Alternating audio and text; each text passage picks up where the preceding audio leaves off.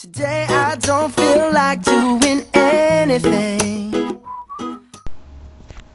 Labdien visiem! Tā ir mūsu viļņu mašīna. Tieši šo modeli mēs izveidojām 2 mēnešu laikā. I just wanna lay in my bed. Don't feel like picking up my phone, so leave a message at the tone. 'Cause today I swear I'm not doing anything. I'm gonna kick my feet up, then stare at the fan. Turn the TV on, throw my hand in my pants. Viļņu mašīnas galvenais mērķis ir parādīt, kā viļņi izplatās mums visiem pazīstamajā vidē gaisa. Tell me I can't. Nah, I'll be lounging on the couch, just chilling in my snuggie.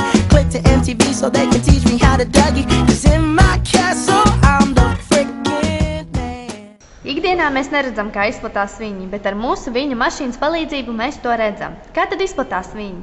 Viļņu mašīnas sastāv no bumbiņām, kas simbolizē gaisa molekulas, bet kociņi – miedarbību starp molekulām.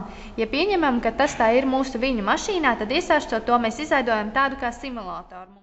Ar viļņu mašīnu var parādīt viļņu amplitūdu. Iesāstot to stiprāk, viļņu amplitūda ir lielāka, bet iesāstot vājāk, viļņu mašīnas amplitūda ir mazāka.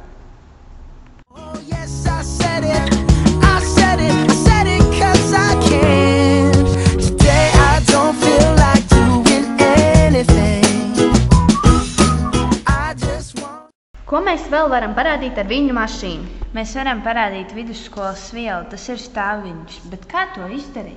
Pavisam vienkārši. Viss, kas tev ir jādara, ir nepārtraukti jāsvārsta viļņu mašīna, un tieši tā veidosies stāvviļņa.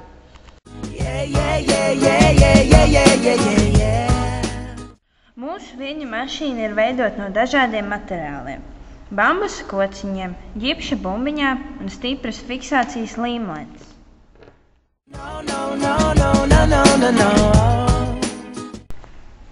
Daudziem mūsu vienaudžiem patīk viļņu mašīnu iesārstīt nevis no malām, bet gan no vidus. Tas izskatās šādi. Paldies par uzmanību!